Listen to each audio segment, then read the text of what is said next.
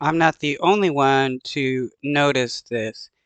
Every time the Israeli government tells the Palestinian people there is a safe place for them to go to, it becomes the next battle zone. Time and time again, they do this. They will wait for Palestinians to go to the safe zone and then attack it so that they can kill as many innocent Palestinians as possible. When the temporary ceasefire between Israel and Hamas ended on the 1st of December, Israel unveiled a different approach for its bombardment of Gaza. It divided up the territory into numbered zones. Then the IDF said the map would indicate where civilians in a specific area should go to avoid being in the crossfire. Zone 3 in the south was not under an evacuation order, but it is the same zone where a Sky News team captured the moment of a drone strike.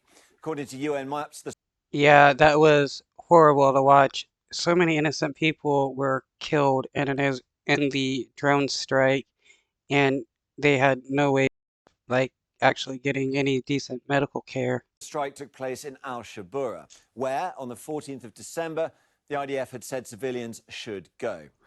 And an investigation by the Sky News data and forensics team has shown that Israel's evacuation orders have been chaotic and contradictory, and the areas have been hit shortly. I mean, is it a surprise that that the right-wing Netanyahu government is continually lying about the safe zones? I mean, Netanyahu himself expressed the want of genocide by referencing the Amalek story and saying that they had to kill every single man, woman, and child.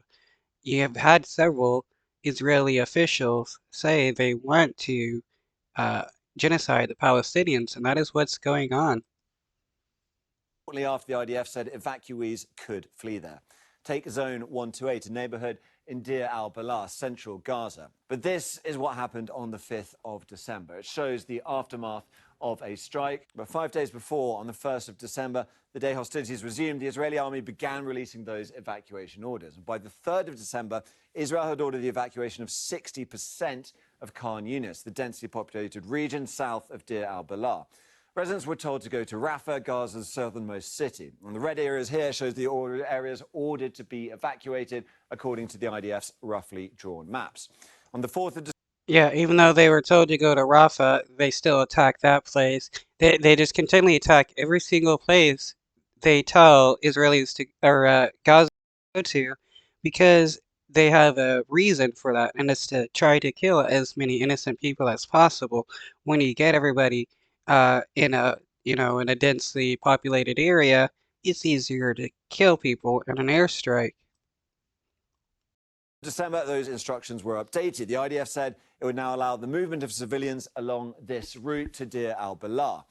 And this is what Deir al-Balah looks like according to a separate IDF map published on the 1st of December, deleted a day later without explanation. Now, some zones inside Deir al-Balah had been told to evacuate just days earlier, and yet the city as a whole was now being suggested as a destination for evacuees. And adding to the confusion, those zones marked in orange were missing from the IDF's published maps, the areas marked in red. Weapons experts.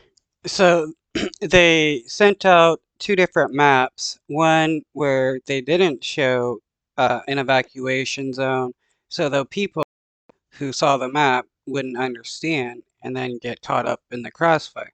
They want to kill innocent people. Experts have told us the damage visible in the footage of the aftermath is consistent with an Israeli airstrike and wouldn't be caused by the kind of rockets used by Hamas.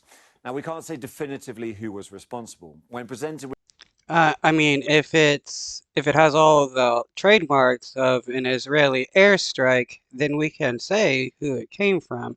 It came from the Israeli government. our findings, though, the Israeli army did not deny striking the house. The spokesperson said the IDF will always act against Hamas wherever it operates with full commitment to international law, while distinguishing between terrorists and civilians and taking all feasible precautions to minimize harm to civilians. Which is which is another outright lie by the IDF. They've been doing everything they can to maximize civilian deaths and harm to civilians because they want to kill as many civilians as possible. Our analysis identified 9 instances of contradictory maps in IDF evacuation orders. And in response to our investigation, the United Nations told Sky News that it is investigating 52 similar incidents in areas where the Israeli army told civilians